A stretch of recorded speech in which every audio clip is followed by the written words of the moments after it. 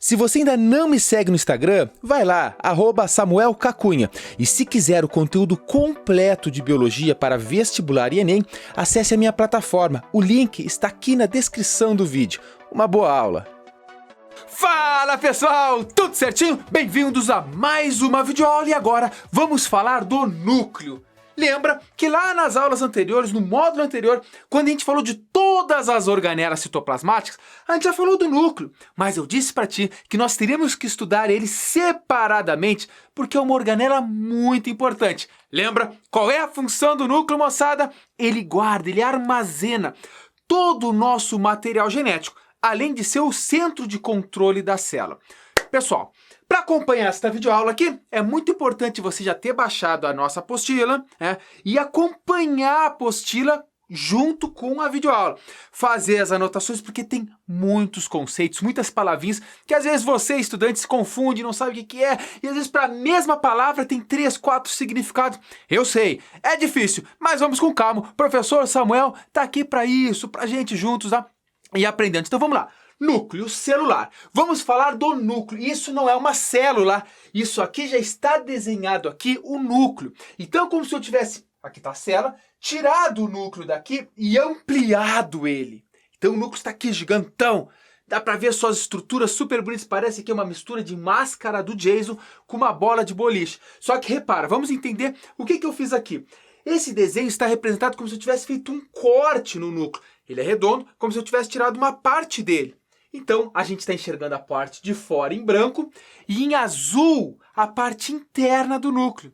Veja que interessante, eu vou falar das principais partes dele e das funções. Então, nesse primeiro momento, nesse lado aqui, nós estamos falando da morfologia, da forma e das estruturas que tem essa organela chamada núcleo. Lindo, núcleo. Lembre-se de uma gema do ovo. A gema do ovo é um núcleo. Gurizada. Vivendo e aprendendo, olha só. Então nós vamos começar aqui pelo envoltório nuclear. Envoltório nuclear também pode ser chamado de membrana nuclear, carioteca, antigamente se falava. Tudo é a mesma coisa. Só que nada mais é do que uma membrana que é ele que delimita a parte de fora, que não é núcleo, e a parte de dentro. As peculiaridades, as coisas importantes que você tem que saber sobre o envoltório nuclear, anota aí. Ele é formado por 2 membranas. Gente, é bem assim, o envoltório nuclear, vou puxar para cá, ele tem uma membrana de um lado. Ah, professor, você está fazendo uma membrana plasmática? Lembra que toda membrana é formada por fosfolipídios, por uma bicamada de fosfolipídios. E tem outra membrana aqui, olha só que interessante, é a membrana do núcleo. Ah, professor, então são 4 membranas? Não, são 2 membranas. Só que cada uma dessas membranas é formada por uma bicamada de fosfolipídio. Você tem que se lembrar isso. Ah, uma membrana é formada como? Bicamada de fosfolipídio, perninhas com perninhas e cabeça para os outros lados. Se eu falo que a membrana nuclear, que o envoltório nuclear tem 2 membranas, significa que tem uma bicamada de fosfolipídio aqui e outra bicamada de fosfolipídio aqui. Essa membrana está envolvendo, essas 2 membranas que formam, que estão envolvendo todo o núcleo, formando o envoltório nuclear. Agora repara que esses buracos de máscara de sexta-feira 13, eles são chamados de poro nuclear, ou os poros nucleares. Repara que essa membrana bicamada de fosfolipídio, ela simplesmente se junta em algumas regiões e libera, forma esse espaço chamado de poro nuclear, que tem um complexo de proteínas ali, que tem por função esse poro nuclear a comunicação entre a parte de dentro e a parte de fora do núcleo. Só que repara, assim como a membrana plasmática, não é uma várzea no núcleo, qualquer coisa vai entrar e qualquer coisa vai sair. Então essas proteínas que formam, que estão aqui nos poros nucleares, elas vão selecionar as grandes moléculas que entram e que saem. Então elas fazem esse controle. Poro nuclear é por onde passam as moléculas, para fora e para dentro do núcleo. Ok, agora vamos ver o que é essa parte em azul. Mano, velho, essa parte em azul é chamada de nucleoplasma. Nucleoplasma tem a função semelhante ao citoplasma, só que como está dentro do núcleo, é chamado de nucleoplasma. Pode ser chamado também de cariolinfa. É aqui, gente, no nucleoplasma, nesse líquido dentro do núcleo, que todos os nossos cromossomos, nosso material genético, está lá boiando, nadando no nucleoplasma, bem de boa. Então, o que tem que saber? Nucleoplasma é a parte líquida, é como se fosse o citoplasma do núcleo. Aí depois nós temos a cromatina. Caraca, é muito nome. Não, mano, velho. Cromatina nada mais é do que todo o nosso material genético, todo o nosso DNA, mais as proteínas que estão associadas ao DNA. Lembra lá daquelas proteínas redondinhas chamadas de histonas, no qual o DNA se enrola na hora que vai se condensar? Eu já falei isso na aula de DNA, mas vou falar disso também logo em seguida nessa mesma videoaula. Então, cromatina é material genético mais proteínas. E depois nós temos o nucleolo. Caraca, professor? Nucleolo. Nucleolo? O que é o nucleolo? Veja, às vezes a gente olha uma célula ao microscópio ou num desenho e vê, caraca, existe um núcleo dentro do núcleo. É mais ou menos assim a impressão que nos dá. Mas o nucleolo não é um núcleo dentro do núcleo. O nucleolo é uma parte que vai ter uma alta, anota aí, nucleolo é uma região do DNA que está tendo uma altíssima síntese de RNA ribossômico. Ou seja, os ribossomos, o RNA ribossômico é formado aqui no nucleolo. Então, ó, quer dizer, professor, que células que estão no nucleolo aparecendo ali com alta atividade, significa que estão formando RNA ribossômico? Sim, exatamente isso, gurizada. Então tem que ter essa certeza aí. Viu o nucleolo? Pensa, essa célula está em altíssima atividade de RNA ribossômico. Ah, e para que faz o RNA ribossômico? Ora, ele forma o ribossomo, lembra lá da aula anterior? Para depois o ribossomo sintetizar as proteínas. Feito. Gente, isso aqui é a parte morfológica. Eu falei para vocês das estruturas que tem no núcleo. Ah, professor, é só isso? É, isso que você tem que saber. Mas, óbvio, eu vou ter que falar de cada uma delas e detalhando um pouco mais os aspectos importantes para os vestibulares e para o Enem. Então, olha só. Aqui eu falei vamos falar da cromatina. Então, eu peguei a cromatina, que é o DNA, mais essas proteínas, e vou falar para você que a cromatina, ela pode ser ela pode ser diferenciada em eucromatina e heterocromatina. A eucromatina, ela vai aparecer no microscópio como uma parte mais clarinha. E essa parte mais clarinha significa que o DNA ele está descondensado, está aberto. E por que ele tem que estar aberto? Porque ele está ativo, ele está sofrendo leitura para formar proteínas. Então ele tem que estar aberto. Repara que eucromatina, então, é a parte da cromatina, do DNA, que está ativo. E a heterocromatina é essa regiãozinha que está escura. Por que está escura? Porque o DNA está inativo. E se ele está inativo, ele não pode ficar aberto. Quando ele está inativo, essa porção de DNA está condensada, então ela fica amassadinha assim, como se fosse um pedacinho de cromossomo ali, numa boa, porque não precisa, está inativa. E aí a gente enxerga o microscópio quando corado, né, com corante especial. Feito. Cromatina, então, é eucromatina ou heterocromatina. Mas agora tem um tipo de cromatina que o teu vestibular pode cobrar, acreditem. Ele caiu de uma forma muito semelhante agora no Enem 2017. Fala da cromatina sexual. Veja, na espécie humana, homens são XY e mulheres XX. Te liga que se a mulher é XX, ela não precisa ter os dois cromossomos ativos. Então, durante o seu desenvolvimento, um deles é inativado. Se ele é inativado, ele fica como heterocromatina, ele fica enroladinho. Não precisa desativar, não precisa ficar ativo, abertão lá. E se ele fica enroladinho, você, ao olhar uma célula, você vai ver uma partezinha dentro do núcleo que está em destaque. Não é o nucleolo nesse caso. É muito fácil enxergar isso aqui nas práticas de citologia. Você vê, por exemplo, essa célula pelo neutrófilo. Está aqui, essa projeçãozinha, parece um apêndice ali. Isso é a cromatina sexual, que também pode vir na tua prova como corpúsculo de Barr. Não é de Barr, é de Barr. Então, é muito importante. Por que tem o corpúsculo de Barr? Por que tem a cromatina sexual? Porque um dos X, no caso da mulher, está inativo. Ah, professor, eu sou homem, eu não vou achar o corpúsculo de Barr em mim? Não, tu não vai achar. Eu fiz essa prática, a querida professora Marla Piombini Rocha, em 2008, lá na Universidade Federal de Pelotas, e a gente fez a prática que todo mundo ficava procurando. Obviamente, a gente só encontrava o corpúsculo de Barr nas meninas, pois são XX. Ok, pessoal, vamos detalhando cada um desses conceitos. Vai pegando a tua apostila e vai revisando, vai passando parte a parte. Ah, parecia que estava errado ali, não. Tudo ok? Vamos lá, vamos para a segunda parte da aula. Dando sequência na aula, agora vamos falar dos cromossomos. Tu já sabe o que é cromatina. Voltando, cromatina. Cromossomos, todo o material genético, mais as proteínas. Agora vamos falar deles, dos cromossomos. Mas aí tu te pergunta, o que é um cromossomo? Professor, às vezes tu fala em DNA, às vezes eu leio cromossomo, às vezes eu leio RNA, gene, o que é isso? Moçada, um cromossomo é uma molécula de DNA quando ela está condensada. Veja, sou DNA, sou cromossomo. Sou DNA, sou cromossomo. Entende isso? Então, conceitualmente, cromossomo é uma molécula de DNA condensada. Mas por que e quando uma molécula de DNA se condensa? Por dois motivos. A molécula de DNA vai se condensar quando ela não está ativa. Lembra lá da heterocromatina? Lembra a cromatina sexual? Não está ativa, ela está fechadinha, condensada. Ou uma molécula de DNA vai se condensar por completo quando a célula for se dividir por mitose ou meiose. Então você vai ver na próxima aula, que é a aula de mitose, você vai ver que a molécula de DNA, antes da célula se dividir, ela tem que se condensar. Repara, então quando você vê um cromossomo, você está vendo uma molécula de DNA. Que legal, né? Interessantíssimo. E aí tu pergunta, quantos cromossomos tem em cada uma das minhas células? Gente, nós temos 46 tipos de cromossomos nas nossas células. Agora repara, nós falamos que as nossas células somáticas, que são todas as células do corpo, as células que formam os tecidos, elas são 2N. 2N, por quê? Porque você herda metade do cromossomo do pai e metade do cromossomo da mãe. Por isso que é 2N igual a 46. Repara, o N é 23.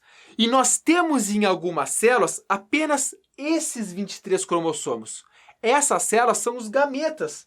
Se tu fabricar um gameta com 46 cromossomos, vai pegar um espermatozoide, um óvulo, vai fecundar, se meus cálculos não me falhem, se minha memória não falha agora, você vai ter uma célula com 92 cromossomos. Ora, não daria certo, as nossas células têm 46.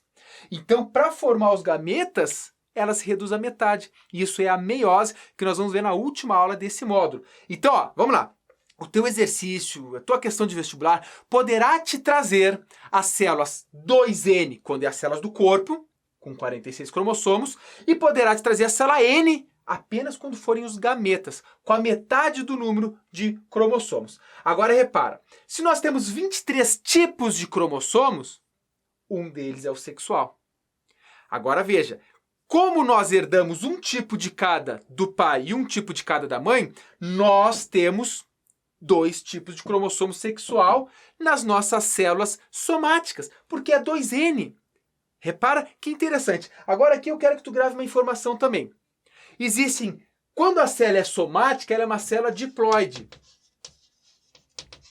Diploides são as células 2N. Então, falou isso, são sinônimos. E quando a célula é haploide é a célula N, que são os gametas. O exercício pode vir assim para ti também. Ó, caiu o giz aqui, mas vamos dar sequência, vamos nessa. Então tá. Agora repara que, se você pegar uma célula 2N que tem 46 cromossomos, e eu disse para você que nós temos 2 tipos de cada cromossomo, ora, se eu tenho 2 tipos do cromossomo 1, 2 tipos do cromossomo 2, 2 tipos do cromossomo sexual, como eu falei para vocês, nós conceituamos esses 2 tipos iguais como cromossomos homólogos. Então, se o teu exercício vier com cromossomos homólogos, é o par. Se nós temos 23 tipos de cromossomos, nós herdamos um de cada dos nossos pais e nós ficamos com 2 cromossomos 1.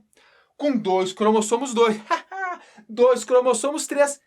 2 cromossomos todos, inclusive 2 cromossomos sexuais. Para o homem, XY, não esqueça. Para a mulher, XX. Agora eu vou mostrar para vocês uma rápida imagem. Olha aí, essa é a imagem dos 23 tipos de cromossomos que a gente tem.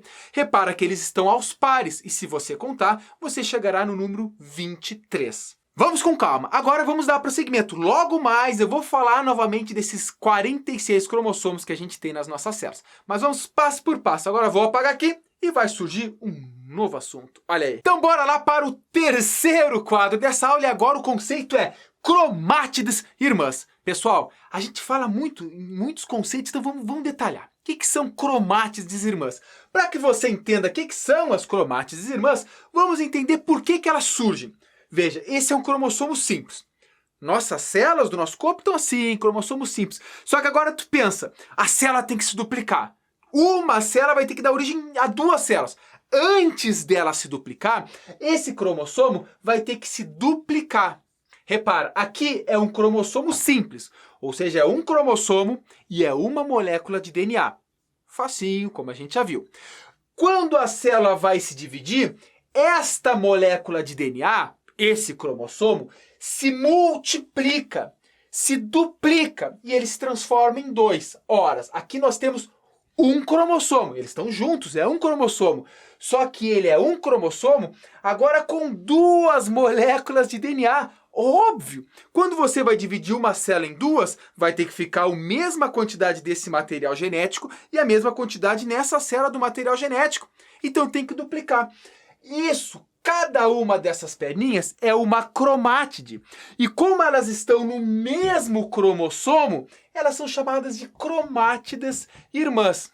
Vocês vão ver que na mitose e na meiose, depois na meiose 2, obviamente vocês vão ver com muito detalhe, essas cromátides são divididas, se transformando cada uma delas num cromossomo simples. Ok, então você tem que saber que quando falou em cromátides irmãs, nós estamos falando de uma molécula de DNA duplicado, ou um cromossomo duplicado, com duas moléculas de DNA. Agora repara que aqui nessas coisinhas rosinhas, tem o que a gente chama de telômeros.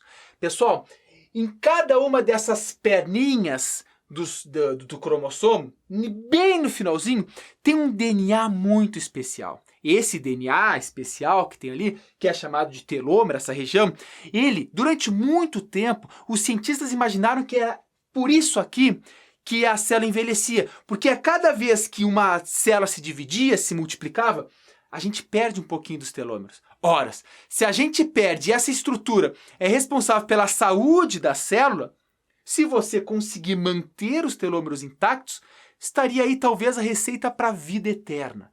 Hoje a gente sabe, né, obviamente, que o processo de envelhecimento é muito mais complexo do que a degradação progressiva dos telômeros. Mas é importante você saber que a tua provinha pode vir com aquela malícia e te perguntar alguma coisa relacionada. Então sim, os telômeros têm relação com a saúde da célula e ele, a cada vez que a célula se divide, é perdido um pouco. É uma sequência especial de DNA que tem aqui. Agora veja. Voltando aqui, olhando o cromossomo duplicado, o meio dele, essa parte que está estrangulada, é chamada de centrômero. O centrômero aqui, você vai encontrar DNA, obviamente é um cromossomo, mais o cinetócoro. Esse cinetócoro mais o DNA é o centrômero. Gente, é muito nome, então vai anotando, vai destacando. Tem gente que adora pegar aquelas canetinhas, marca texto, marca o texto, põe até glitter. Tem gente que põe até glitter para marcar, porque isso é uma coisa importante. Centrômero, região de estrangulação de um cromossomo duplicado. Ai, professor, cadê o centrômero aqui? Tá simples, não vai ter estrangulação. O centrômero só ocorre no cromossomo duplicado antes da célula se dividir. Te liga. Então vamos lá. Pessoal, o centrômero, que é o DNA e cinetócoro, tá difícil, mas vai sair. O cinetócoro, essa porção é um complexo de proteínas onde se fixam as fibras do fuso. Calma, já vou explicar. Deixa aqui que eu encostei para tirar uma foto que eu publiquei agora no Instagram e eu não tinha visto, né? Minhas costas devem estar sujas aí, vê se está suja. Então vamos só reforçar aqui. Vamos lá. Pega, toma uma aguinha, faz um chimarrão felpudo, toma o teu cafezinho preto, porque o gás é total e essa matéria é maçante. Mas vamos junto, vamos junto. Então vamos lá, o cinetócoro é um complexo proteico que tem no centrômero, no qual as fibras do fuso vão se ligar. O que são as fibras do fuso? A gente já falou lá na outra aula.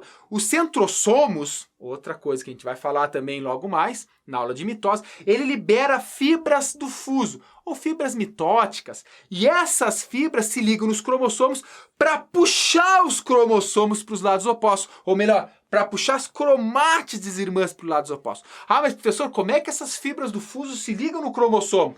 Se ligam no cinetócoro. Consegui falar. Se ligam aqui para daí puxar as cromátides irmãs para os lados opostos. Então, isso é fibra do fuso. Anota aí que depois a gente vai falar um pouco mais detalhada sobre isso na aula de mitose e também vai ser importante na aula de meiose. Agora veja, esses cromossomos aqui também tem um tipo de classificação.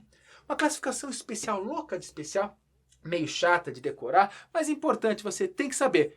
Olha essa imagem. O cromossomo ele pode ser classificado como metacêntrico quando o centrômero está no meio dos dois braços e eles têm aproximadamente o mesmo tamanho.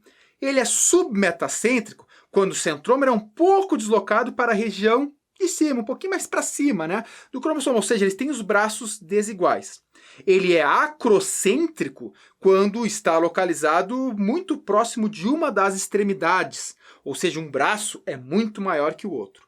E ele é classificado como telocêntrico quando o centrômero se localiza junto a uma das extremidades, em que existem praticamente só um braço, né? Só para um lado vêm os braços dos cromossomos. Então é isso aí, gurizada. Agora, repara, eu vou apagar para o último quadro da aula, o último, e depois você vai pegar a lista de exercício, vai fazer elas, vai ler a apostila de novo, essa aula de novo. Se tiver que ver o vídeo 2, 3 vezes, veja esse vídeo 2, 3 vezes e vamos junto agora para a próxima etapa. Vamos lá, troca aí! E agora na última parte dessa videoaula, na aula de núcleo, vamos falar do cariótipo. Pessoal, o cariótipo é a forma de todos os nossos cromossomos. Então as pessoas muitas vezes, os médicos, pedem para fazer determinados exames para ver como é que estão a forma, a morfologia dos cromossomos.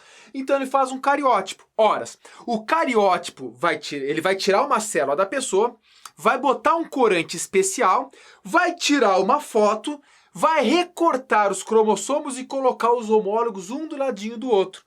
Numa pessoa normal, numa pessoa com cariótipo normal, a gente coloca entre aspas, porque o que é normal, né? Então, mas numa pessoa normal, ele vai encontrar 46 cromossomos. Esses cromossomos ficarão alinhadinhos e tal, e a partir desse exame, é possível ver se a pessoa tem ou não alguma síndrome, ou alguma má formação em algum cromossomo, é possível ver. Ora, espera-se que seja representado um cariótipo da pessoa como 22 autossômicos, tem 2 As aqui porque é um par, né? Então são 22 mais 22, que dá 44 cromossomos, mais o XX ou mais o XY, caso seja mulher ou caso seja homem, e aí dá o total de 46 cromossomos. Mas ele pode ser representado assim também. O cariótipo de uma pessoa normal pode ser 44 cromossomos autossômicos, né? Ou seja, de células somáticas, e mais 2 cromossomos sexuais, mulher ou homem. Se a pessoa, por exemplo, apresentar um cromossomo a mais no par 21, é chamada de trissomia do 21, e ela vai ter o que a gente chama de síndrome de Down. É uma das síndromes mais conhecidas, mais famosas, porque ela é bastante comum. E também é uma coisa que as pessoas com síndrome de Down hoje, principalmente hoje, se elas recebem o tratamento, digamos assim, o atendimento específico, vai se formar na faculdade, vai ter uma vida, dadas as limitações que tem, uma vida completamente normal. Tem que estar muito ligado. Às vezes a questão de vestibular vem lá, te mostra o cariótipo, e aí tem que analisar qual é a síndrome que tem. Tu vai direto, coloca o teu olhinho lá no par 21. Se tem 3, síndrome de Down. A síndrome de Turner, ele é uma pessoa, é uma mulher que tem só 45 cromossomos. Por quê? Falta o outro cromossomo sexual. Só recebe um X. Ou seja, não é XY nem XX. Então é uma mulher que está faltando o cromossomo X. Tem também uma bem comum, é a síndrome de Klinefelter, que é um homem, só que o homem, em vez de receber o X e o Y, recebe XXY. Fica assim, 47 cromossomos, um a mais aonde? Porque tem um X a mais. Tá? Então são algumas síndromes, obviamente, a gente pode fazer futuramente uma aula específica sobre alterações cromossômicas. A gente pode falar o que é, quais são os principais síndromes e inclusive indicar lá quais são os sintomas, quais são as causas, as consequências das determinadas síndromes, ok? Esse cariótipo é interessante você dar uma estudadinha, ver, se familiarizar, lembrando lá que se no final deles, cromossomos sexuais estarão sempre no final, for XX mulher, se for XY é homem, ok? Então vamos nessa. Gente, as células elas podem ter alguma classificação também de acordo com o número de núcleos que elas possuem. A grande maioria das células possui apenas um núcleo e, portanto, é uma célula uninuclear. A grande maioria. Só que algumas delas, por exemplo, não tem núcleo. É uma célula anucleada. Eu botei anucleada aqui, mas anuclear. Cadê o amarelo? Anucleado, uma célula anucleada. Essa célula, nos mamíferos, são as hemácias. Pessoal, nas hemácias dos mamíferos, nas hemácias das aves, tem núcleo. Mas nas nossas hemácias e de todos os outros mamíferos, ela é anuclear, não tem núcleo. Isso para ela conseguir mais espaço, para conseguir também carregar mais gás oxigênio. É óbvio que por ela não ter núcleo, ela vive pouco tempo, 1, 2 meses, no máximo, uma hemácia vem, é porque não tem núcleo, ok? Tem algumas outras células que possuem, por exemplo, 2 núcleos. É o caso dos protozoários ciliados. Ele tem um macronúcleo e um micronúcleo, então são 2 núcleos, protozoários ciliados. Algumas outras células podem ter muitos núcleos. São as células multinucleadas ou multinuclear. No nosso caso, o exemplo são as células da musculatura estriada esquelética. Elas são multinucleares, porque as células, na verdade, elas começam a se fundir e o núcleo vai ficando ali, outro núcleo, e fica com muitos núcleos multinuclear. Ainda você pode encontrar, já é mais difícil cair no vestibular, mas algumas classificações dos núcleos quanto à sua forma. Ela fica com os lobos e tal. Dá uma olhadinha nas células, nas células dos glóbulos brancos. Você vai ver que tem trinuclear, tem células, é o mesmo núcleo, uninuclear, só que ele forma lobos, assim. Ou seja, tem outras classificações aí que é mais específica, é mais para curso de graduação, mas se você quiser dar uma avançada a mais, lembra do passo a mais, faça isso aí que você vai se dar bem. Gente, essa é a primeira aula desse módulo de citogenética, tá? Que é importantíssimo. Veja, essas aulas aqui, a gente falar de cromossomo e tal, quando a gente estudar em genética, a gente vai estudar de novo. A biologia, ela é toda uma ligação. Tu vai ver que o conteúdo de biologia, no final das contas, não é tão extenso assim. Ele é longo, ele é extenso, mas ele começa a se conectar e aí tudo faz sentido. Isso serve para história também. Eu sei que quando eu era vestibulando, cara, história era um terror para mim. Mas quando você começa a ver que história está tudo ligado, a gente está estudando um ano, só que é a mesma coisa que está acontecendo em outro lugar, no mesmo ano, só que outra relação e tal. Quando tu liga tudo, faz sentido. A biologia é assim também. A biologia, ela tem as suas ligações. Então, quando a gente estiver estudando lá em genética, a gente vai estar falando de cromossomos, a gente vai estar falando de gene, de locos gênicos. Aí tu fala, cara, mas para aí, o professor já mais ou menos comentou algo semelhante. É muito semelhante, tá? Agora, quando a gente for para a próxima aula aí, a gente vai ter uma aulinha, depois vem entrar mitose e meiose. Mitose e meiose tem que ter essa relação. O que são cromossomos? DNA condensado. O que são cromossomos homólogos? O que são as cromátides irmãs? Porque quando você estiver lendo no texto, você lê cromátides irmãs, você tem que saber, é o mesmo cromossomo duplicado. É o mesmo, um cromossomo com 2 moléculas de DNA. Aí tu fala, puxa, tudo faz sentido. Agora, se você for estudar mitose e meiose sem entender essa aula, vai ser grego para ti, vai ser latim. Então não vai adiantar. Ok, gente, acho que é isso aí, vou dar aquela viradinha básica para ver se eu não me esqueci de nada. Acho que não, né? É isso aí. Gurizada, não te esquece de pegar as listas de exercícios. Você recebe semanalmente, aí, você recebe o seu cronograma, faça ele fielmente. Óbvio, no teu tempo, no teu horário, mas faça ele dessa semana. Faz as listas de exercícios, vai atrás, porque é assim que a gente conquista os nossos objetivos, é com muito suor. Por exemplo, hoje eu aqui de férias em janeirão, mas estou gravando, porque esse é meu objetivo, esse é o meu sonho e a tua aprovação vai ser a minha felicidade no final do ano. Fica aqui para todos o meu grande abraço e até o próximo vídeo.